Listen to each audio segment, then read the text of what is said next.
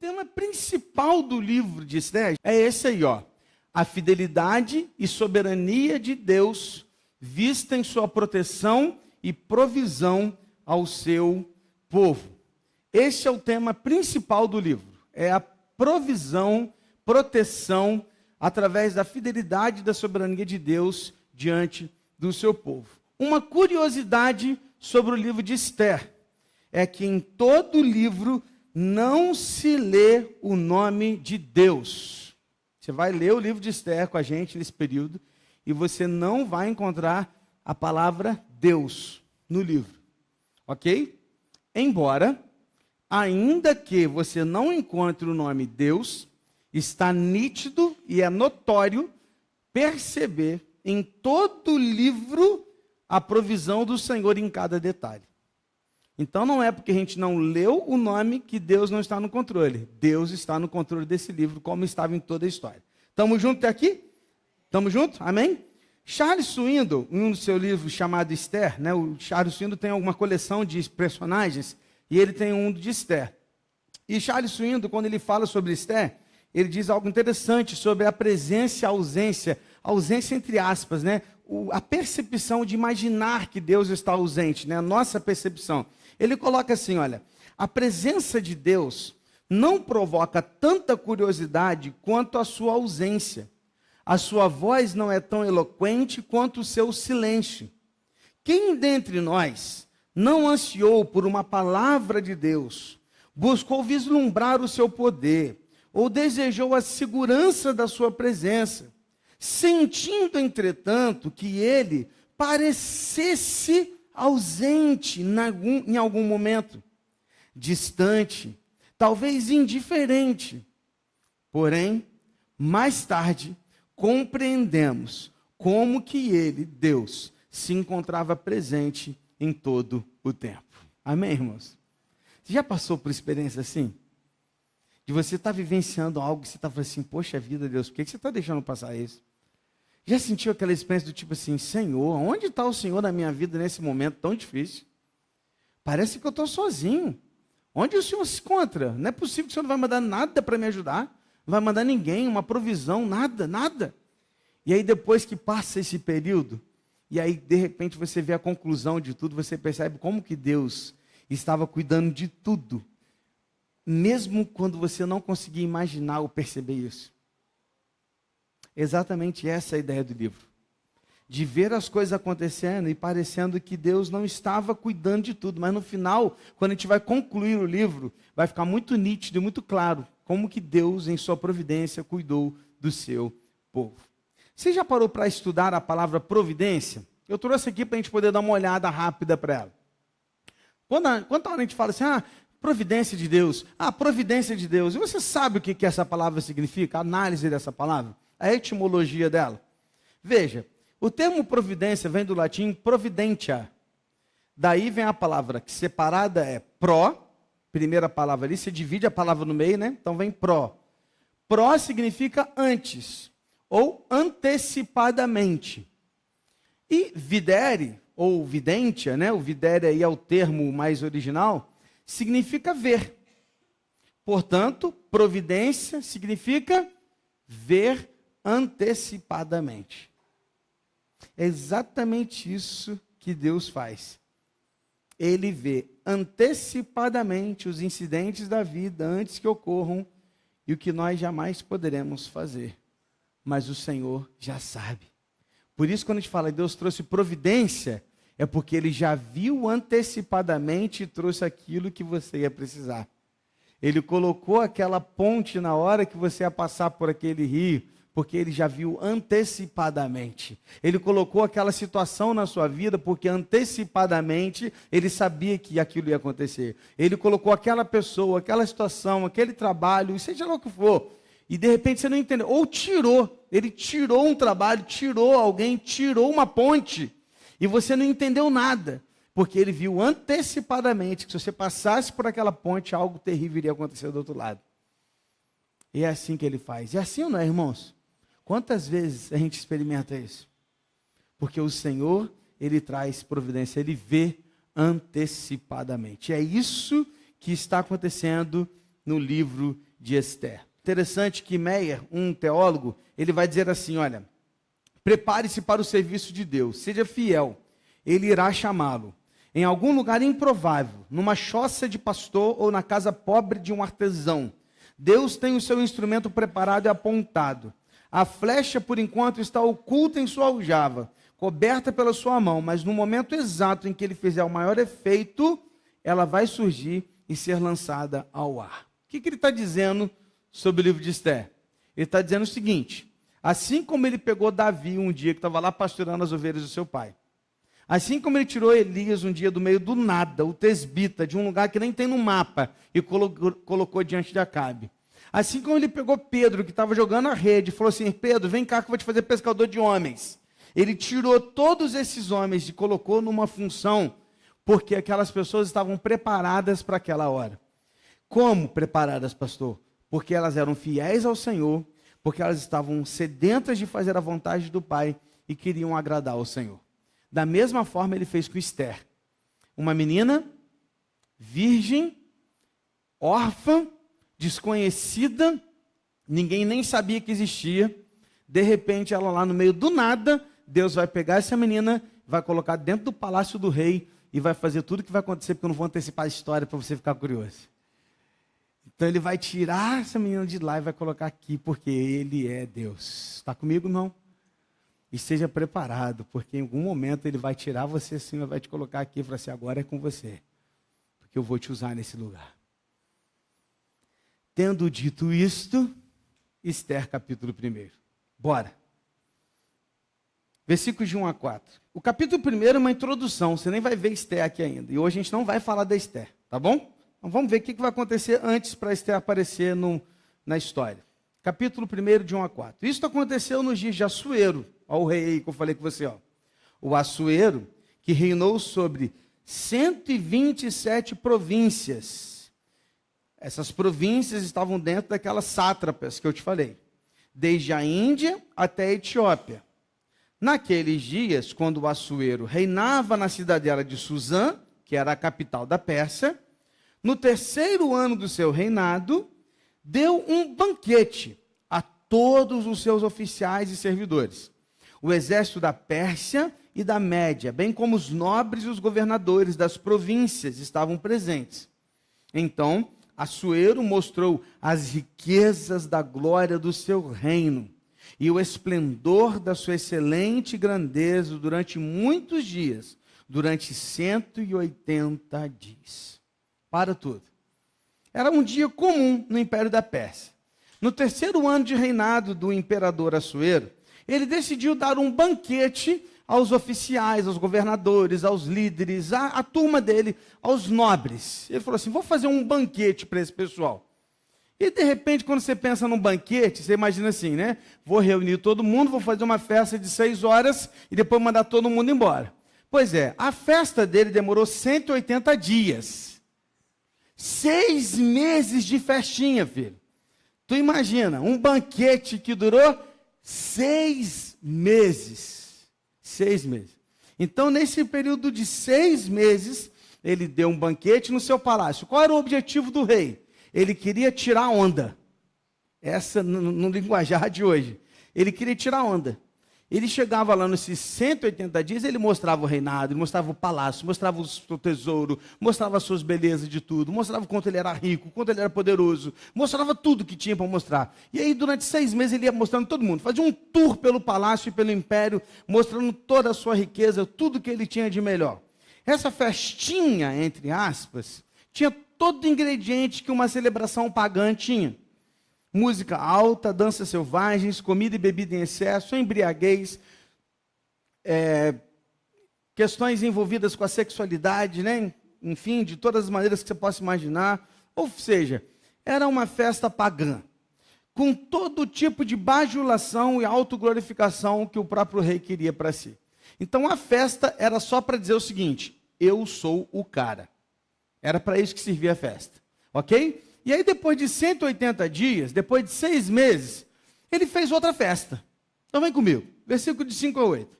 Passados esses dias, ou seja, passados os 6 meses, o rei deu mais um banquete agora a todo o povo que estava na cidadela de Suzã, tanto para os maiores como para os menores, ou seja, para todo o povo, no pátio do jardim do palácio real. Havia cortinas de algodão brancas e azuis, amarradas com cordões de linho e de púrpura, e argolas de prata, e as colunas de alabastro. A armação dos leitos era de ouro e de prata, sobre um piso de pórfiro, de mármore, de alabastro, de pedras preciosas. A bebida era servida em taças de ouro, de vários tipos. Havia muito vinho real, graças à generosidade do rei. Bebiam sem restrições, como estava prescrito, pois o rei havia ordenado a todos os oficiais da sua casa que fizessem segundo a vontade de cada um. Para um pouquinho. Então, depois que ele fez uma festinha de 6 meses para os nobres, ele fez uma festinha de 7 dias. Foi mais modesto agora, né? Só 7 dias de festa. Para esses 7 dias de festa, ele chamou quem? O povo todo. Abriu as portas do palácio e falou assim, agora, todo mundo, vem para cá, vamos celebrar, vamos comemorar, vamos beber, vamos entornar, vamos fazer de tudo. E aí o povo entrou.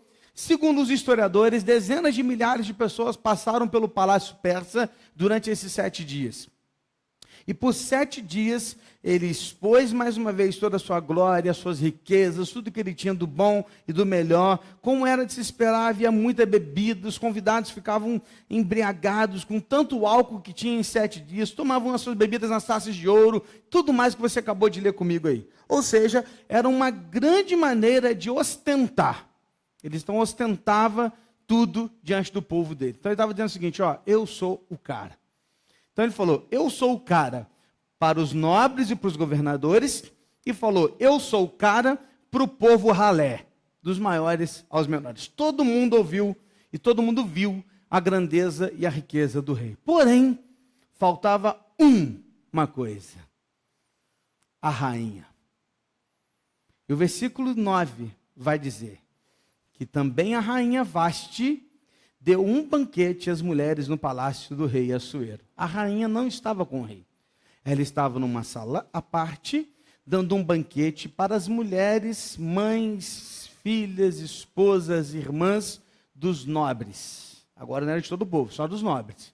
E ela fez um banquete só para as mulheres. E a rainha não compareceu à festa do rei. De repente, algo inesperado acontece. Veja o versículo 10 e 11. No 7º dia, ou seja, no último dia da festa, o rei já estava para lá de Bagdá, bêbado que só ele, ok? No 7º dia, quando o seu coração já estava alegre, ou seja, bêbado, por causa do vinho, o rei Assuero ordenou a Meunã, Bista, Arbona, Bigtá, Bagtá, Zetá e Carcas, que eram os 7 eunucos que serviam na presença dele, que trouxessem à sua presença a rainha Vasti com a coroa real. E ele queria mostrar aos povos e aos príncipes a beleza dela, pois ela era muito bonita. E aí, meu irmão, depois de muito excesso, depois de muita embriaguez, ele chama 7 eunucos, que eram servos dele, e fala o seguinte, manda buscar a rainha, que ela venha com a coroa. Os estudiosos vão se divergir aqui em 2 situações. Alguns estudiosos vão dizer que a ideia de trazer a rainha é para que ela viesse sem véu. E isso já seria uma vergonha na cultura persa. Por quê? Porque as rainhas andavam com véu, as pessoas não viam a beleza da rainha. A beleza da rainha era para o rei, não era para o povo. E ele então queria que ela viesse sem o véu, com a coroa, para que todos vissem a sua beleza.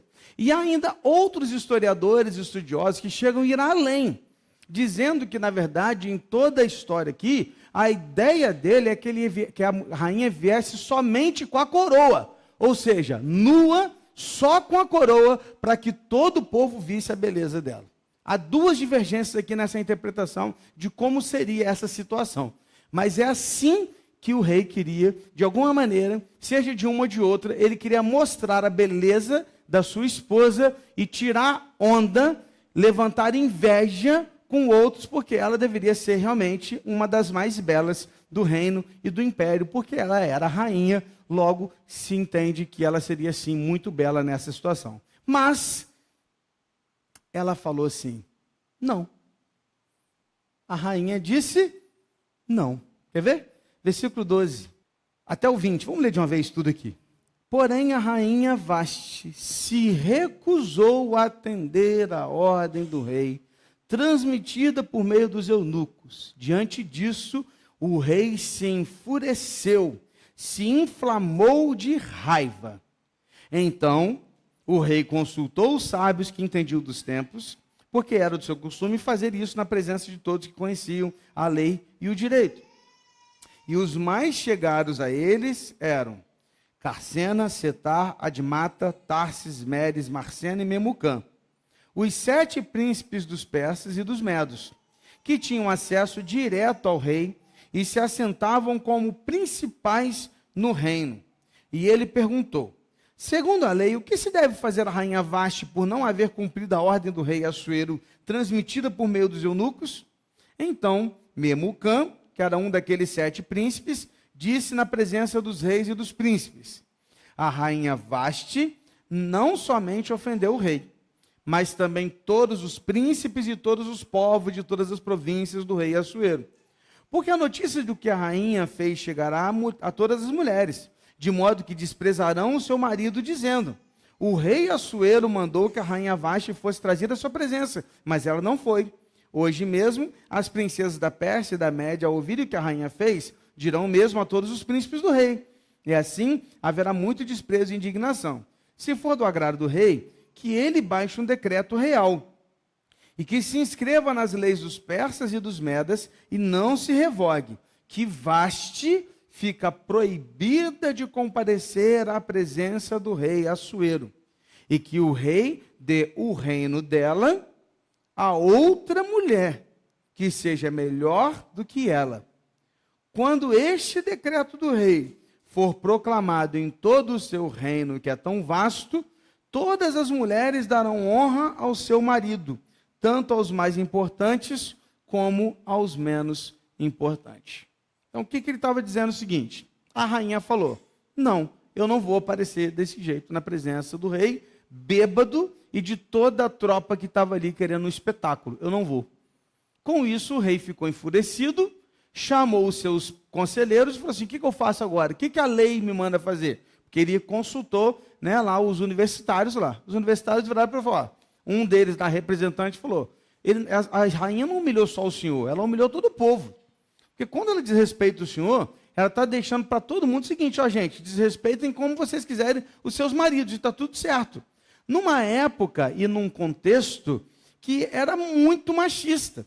Então, nesse contexto em que o homem é que mandava, coordenava e fazia tudo, a mulher desrespeitar o marido dessa forma, quanto mais a rainha desrespeitar o rei, era algo terrível.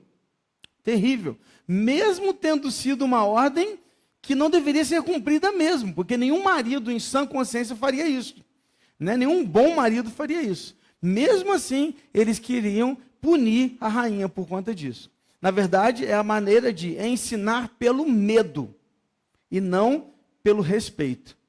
Então, ensinando pelo medo, o que eles falam para ele fazer? Faz um decreto, e um decreto era irrevogável, e esse decreto iria dizer o seguinte: a rainha Vaste nunca mais poderá estar na presença do rei. Ela perde a coroa, e agora outra será colocada no seu lugar. Outra tomará o reino, ela agora não mais será rainha a partir desse momento. E aí então o rei, ele chega à conclusão de que esse decreto deveria acontecer e deveria ser feito assim. E é o que ele faz. Olha comigo, versículos 20 a 22. Quando este decreto do rei for proclamado em todo o seu reino, que é tão vasto, todas as mulheres darão honra a seu marido, tanto ao mais importante como ao menos importante. O conselho agradou tanto ao rei como aos príncipes, e o rei fez o que Memucã havia sugerido. Enviou cartas a todas as províncias do reino, a cada província segundo o seu modo de escrever, e a cada povo segundo a sua língua, que cada homem fosse senhor da sua casa e que se falasse a língua do seu povo. Ou seja, Pérsia coordenava vários povos. Por exemplo, os judeus falavam hebraico, então não adiantava escrever na língua dos persas, tinha que escrever na língua hebraica, para que eles ouvissem e soubessem o que queria acontecer.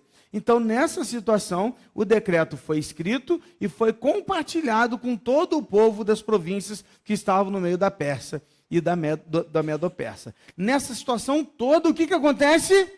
Semana que vem não perca o próximo capítulo. Mas antes, eu quero te dar 4 lições que a gente aprende só na leitura do capítulo 1. Fechou?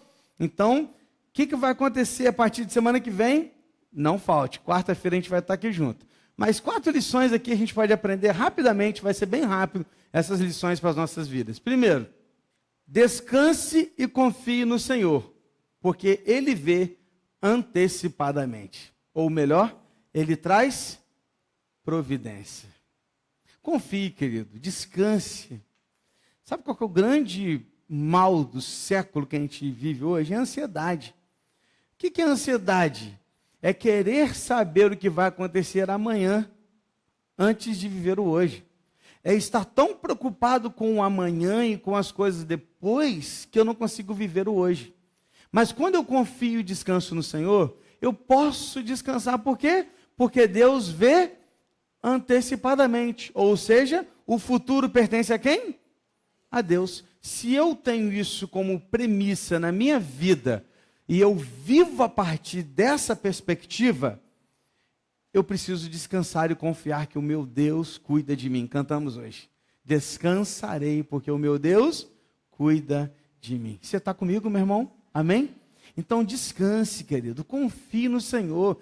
Durma tranquilo. Por quê? Porque Deus está cuidando da sua família. Deus está cuidando dos seus. Toda essa história do capítulo 1, você vai ver o que vai se desenrolar daqui para frente. Deus estava no controle de todas as coisas. Deus, Ele está cuidando da sua vida. Então descanse e confie no Senhor. Segunda lição.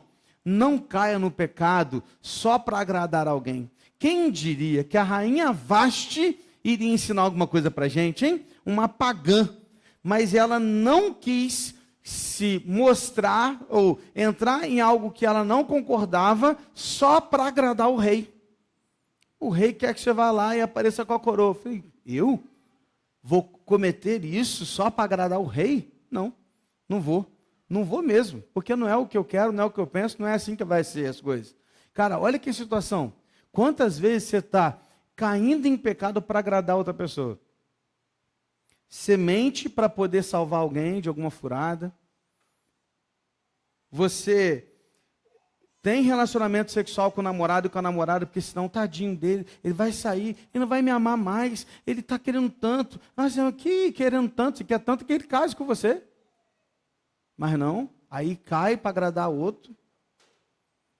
Entra em dívida que não pode pagar para agradar a esposa, para agradar o marido.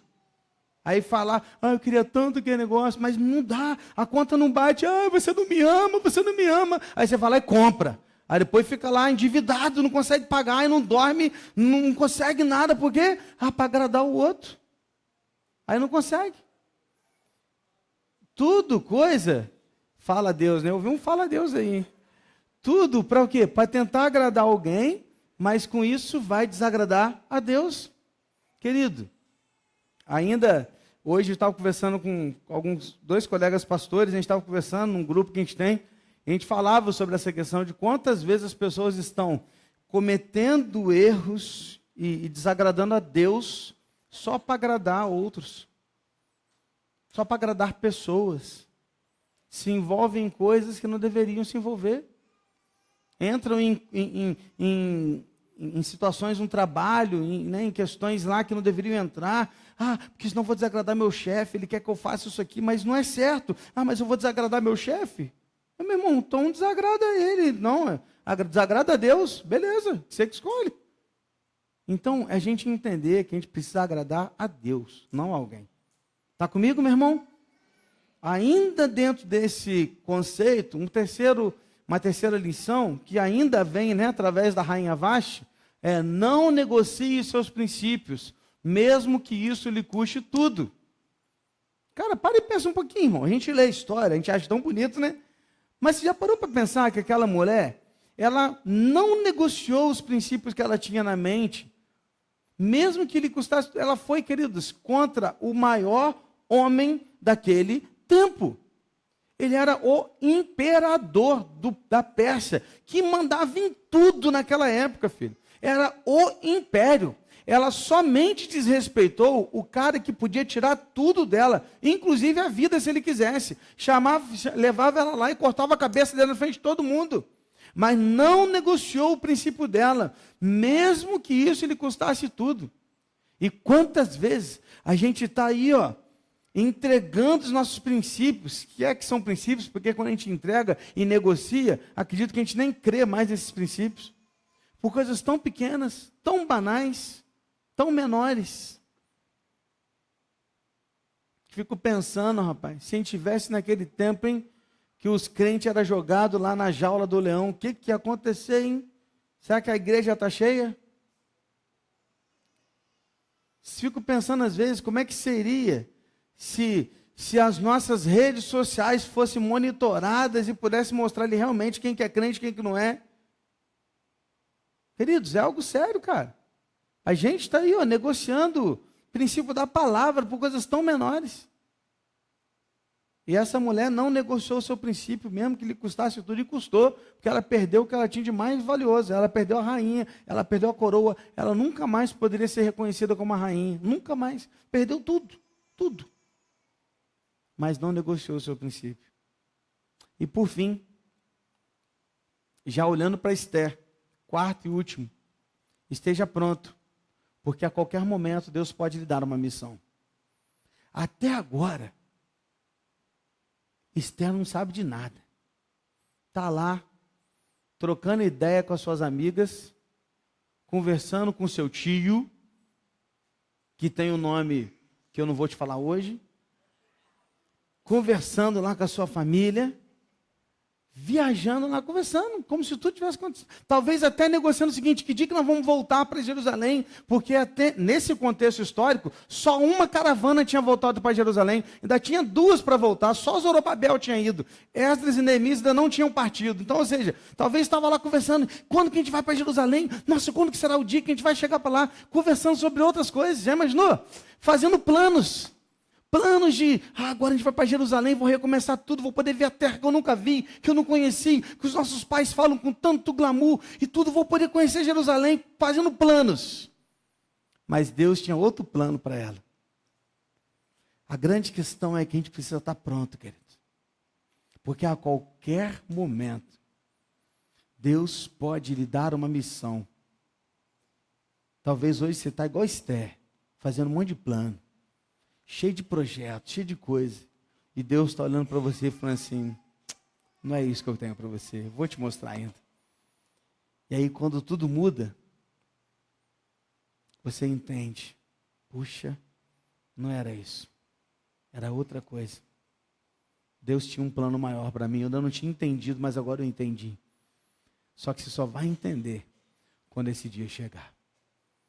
Mas prepare-se, porque seja lá qual for o dia e a missão, Ele vai te chamar. Porque Ele é soberano. E Ele vê antecipadamente. Amém, irmãos? E Esther, onde que ele entra na história? Ela entra na história? Esther capítulo 2, semana que vem estaremos juntos. Vamos orar? Feche seus olhos. Senhor, muito obrigado, porque hoje foi só um estudo introdutório de tudo aquilo que ainda a gente vai ver num livro que sequer cita o teu nome, mas que é nítido ver o controle do Senhor em toda a história. Obrigado, Deus, porque é maravilhoso ver a multigraça do Senhor, até mesmo nos livros da Bíblia. A gente sai de um livro e entra em outro e vê como o Senhor vai trabalhando através de cada um desses personagens, cada uma dessas histórias. E a gente vai percebendo como que o Senhor é maravilhoso, poderoso, soberano. E os planos do Senhor não podem ser frustrados. Ajude a gente a confiar no Senhor de tal forma que a gente saiba e descanse, porque o Senhor vê antecipadamente, diferente de nós, que só conseguimos ver um palmo à nossa frente. Nem mesmo o que vai acontecer daqui a minutos nós sabemos, mas o Senhor sabe de todas as coisas. E porque o Senhor sabe de todas as coisas, eu descanso em Ti, eu confio em Ti, pois eu sei que o Senhor cuida de mim. Tome as nossas famílias em Tuas mãos. Obrigado por ver o Teu povo aqui, Deus, sedento de ouvir e conhecer a Tua palavra. Que continue assim, sábado, domingo, quarta que vem, e que em cada momento que a gente se encontrar como igreja, este povo esteja sedento por Te ouvir. Uma palavra verdadeira, fiel e objetiva, sem máscaras e sem nada que venha a deturpar aquilo que realmente é a Tua palavra. Por favor, Deus, que o Teu Espírito continue a falar conosco, nos iluminando a entender a Tua voz. Nós pedimos por isso e colocamos as nossas vidas em Tuas mãos, em nome de Jesus. Amém, Senhor. Que Deus abençoe a sua vida. Vão com Deus e até sábado, culto de oração, domingo EBD, domingo café, domingo ceia e tudo mais por aí. Que Deus te abençoe.